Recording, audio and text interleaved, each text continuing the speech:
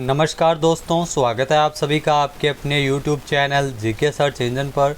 तो दोस्तों, आज के इस वीडियो में हम बात करने जा रहे हैं राजस्थान की प्रमुख सरकारी योजनाएं।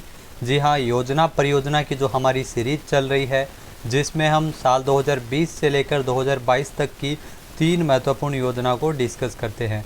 तो इसमें एक 2020 की योजना, इसके अलावा 2021 की अनुवर्ती कोचिंग योजना, मुख्यमंत्री चिरंजीवी दुर्घटना बीमा योजना जो साल 2022 में लागू हुई है, और कामधेनु डेयरी योजना के बारे में जानेंगे जो साल 2020 में लागू हुई थी। तो यहाँ से एग्ज़ाम में आपको एक क्वेश्चन तो एग्ज़ाम में ज़रूर देखने को मिल जाएगा। तो पूरा वीडियो बहुत ध्यान से देखना। PDF फाइल आप वीडियो के डिस्क्रिप्शन बॉक्स से डाउनलोड कर सकते हैं। तो आने वाले सभी एग्ज़ाम की दृष्टि से महत्वपूर्ण है। पार्ट 4 है, इससे पहले 3 वीडियो है वो चैनल पर अपलोड किए जा चुके हैं, जिसको आप देख सकते हैं। तो चलिए स्टार्ट करते हैं। मुख्यमंत्री चिरंजीवी दुर्घटना बीमा योजना की साल 2022 में इस योजना की शुरुआत की गई थी। कब की गई थी? 1 मई 2022। जी हाँ, 1 मई 2022 से राजस्थान में मुख्यमंत्री चिरंजीवी दुर्घटना बीमा योजना को लागू किया गया था। राजस्थान में मुख्यमंत्री चिरंजीवी स्वास्थ्य बीमा योजना में बीमित परिवारों के लिए ही राज्य सरकार की ओर से 1 मई 2022 से मुख्यमंत्री चिरंजीवी दुर्घटना बीमा योजना की शुरुआत की थी। तो ये आप ज़रूर ध्यान रखिएगा। 1 मई 2021 से अगर बात की जाए तो 21 से मुख्यमंत्री चिरंजीवी स्वास्थ्य बीमा योजना लागू हुई थी, और 1 मई 2022 से मुख्यमंत्री चिरंजीवी दुर्घटना बीमा योजना लागू की गई थी। इसमें 5 लाख रुपए का बीमा कवर है वो दिया जाता है। आइए जानते हैं इसके बारे में। तो मुख्यमंत्री चिरंजीवी स्वास्थ्य बीमा योजना में सभी बीमित परिवार इस योजना के पात्र लाभार्थी होंगे। क्या प्रावधान है? इस योजना के अंतर्गत बीमित परिवार के सदस्य अथवा सदस्यों की दुर्घटना में मृत्यु होने अथवा दुर्घटना के कारण हाथ, पैर या आंख की स्थायी पूर्ण क्षति होने पर इसमें 5 लाख रुपए तक का आर्थिक रूप से संबल प्रदान किया जाता है। मुख्यमंत्री चिरंजीवी दुर्घटना बीमा योजना के अंतर्गत बीमित मुख्यमंत्री चिरंजीवी दुर्घटना बीमा योजना के अंतर्गत बीमित परिवार के सदस्य की सड़क दुर्घटना में छत से गिरने के कारण या मकान ढहने के कारण, डूबने से या रासायनिक द्रव्यों के छिड़काव के कारण, बिजली के झटके, जलने से होने वाली क्षति योजना पर इसमें लाभ है वो देय होगा। तो ये कारण है, इन कारणों से अगर कोई दुर्घटना होती है तो इसके अंतर्गत इसमें लाभ है वो मिलता है।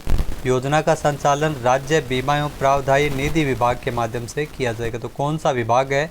राज्य बीमा एवं प्रावधायी निधि विभाग के माध्यम से इस योजना का संचालन किया जाएगा। इसके अलावा इसमें आपको बता दें कि क्या क्या प्रावधान है, आइए देखते हैं। बीमित परिवार के सदस्य की दुर्घटना में मृत्यु होने पर इसमें 5 लाख रुपए दिए जाते हैं। दुर्घटना में दोनों हाथ या दोनों पैर या दोनों आंखें या एक हाथ एवं एक पैर या एक हाथ एवं एक पैर और एक आंख की पूर्ण क्षति होने पर इसमें 3 लाख रुपए प्रोत्साहन जो संबल रूप प्रदान किया जाता है। इसमें आपको बता दें कि दुर्घटना में हाथ, पैर या आंख की पूर्ण क्षति होने पर 1.5 लाख रुपए इसमें सहायता राशि दी जाती है। अशोक गहलोत सरकार द्वारा इस जन कल्याणकारी योजना में राजस्थान में लगभग 3,380 बीमित परिवारों के माध्यम से आवेदन किया जा चुका है। योजना के माध्यम से अब तक लगभग 50 करोड़ 24 लाख रुपए की राशि का भुगतान भी किया जा चुका है। इसके अलावा अब जो महत्वपूर्ण योजना है मुख्यमंत्री अनुवर्ती कोचिंग योजना की। जी हाँ, राजस्थान में कोचिंग शिक्षा लेने के लिए मुख्यमंत्री अनुवर्ती कोचिंग योजना है। इस योजना की घोषणा तो 6 जून 2021 से की गई थी, लेकिन इसको मंजूरी 12 अगस्त 2021, जी हाँ 12 अगस्त 2021 से राजस्थान में मुख्यमंत्री अनुवर्ती कोचिंग योजना लागू है। आइए जानते हैं इस योजना के बारे में। सबसे पहले कोई भी योजना आती है तो उसका कोई न कोई उद्देश्य ज़रूर होता है। तो इस योजना का जो मुख्य उद्देश्य है कोचिंग शिक्षा उपलब्ध करवाना है।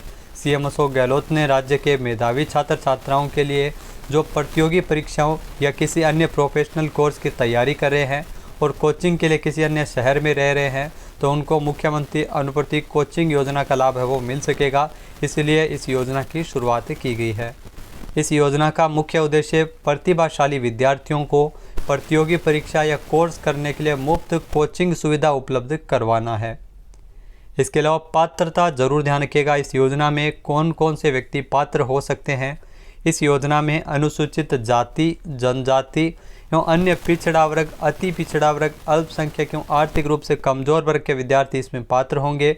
इसके अलावा जिन परिवार की जो वार्षिक आय है 8 लाख रुपए प्रति वर्ष से कम है, यानी EWS वाले जो है वो भी इसके लिए अप्लाई कर सकेंगे। ऐसे विद्यार्थी जिनके माता पिता राज्य सरकार के कार्मिक के रूप में पे मैट्रिक्स लेवल 11 तक का ही वेतन ले रहे हैं, तो वे भी इस योजना के लिए पात्र होंगे। इस योजना के तहत क्या प्रावधान है, तो इसके लिए छात्र छात्राओं का चयन उनके कक्षा 10वीं और 12वीं के अंकों के आधार पर मेरिट इसमें तैयार होती है और उसी मेरिट के आधार पर इसमें लाभार्थियों का चयन किया जाता है। तो 10वीं और 12वीं के अंकों के आधार पर इसमें मेरिट तैयार की जाती है और मेरिट के आधार पर इसमें लाभार्थियों का चयन किया जाता है। शुरुआत में मुख्यमंत्री अशोक गहलोत ने अनुवर्ती कोचिंग योजना के तहत 10,000 विद्यार्थियों को लाभान्वित करने की मंजूरी दी थी, लेकिन 1 अप्रैल 2022 से इस योजना में लाभार्थियों की संख्या जो 10,000 से बढ़ाकर 15,000 कर दी है। तो ये आप ज़रूर ध्यान रखिएगा, 10,000 से लाभार्थियों की संख्या को बढ़ाते हुए 15,000 तक किया गया है। इसके तहत 15,000 छात्र किसी अन्य शहर में स्थित संस्थान से अगर कोचिंग प्राप्त करते हैं तो इस स्थिति में विद्यार्थियों को भोजन और आवास के लिए अतिरिक्त 40,000 रुपये प्रति वर्ष इस योजना के माध्यम से भी देय होंगे। योजना में कम से कम 50% छात्राएं हैं वो लाभान्वित होंगी। छात्राओं के लिए इसमें 50% रिजर्वेशन रखा गया है। योजना का लाभ छात्र को केवल 1 वर्ष तक ही मिल सकेगा एक बार। वर्ष 2022-23 के लिए इस योजना के लिए 25 करोड़ रुपए का बजट है वो राजस्थान सरकार द्वारा निर्धारित किया गया था, जिसे बढ़ाते हुए 40 करोड़ रुपए किया गया। यानी ये बजट आप ज़रूर ध्यान रखना, इसके लिए पहले 25 करोड़ बजट था, उसे बढ़ाकर 40 करोड़ किया गया है।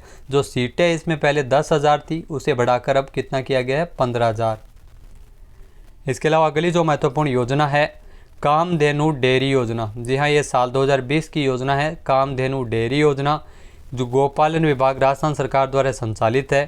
3 जून 2020, जी हाँ 3 जून 2020 से देसी गाय के हाईटेक डेयरी फार्म को बढ़ावा देने के लिए पशुपालन विभाग के द्वारा 3 जून 2020 को कामधेनु डेयरी योजना की शुरुआत है वो 2020 में की गई थी।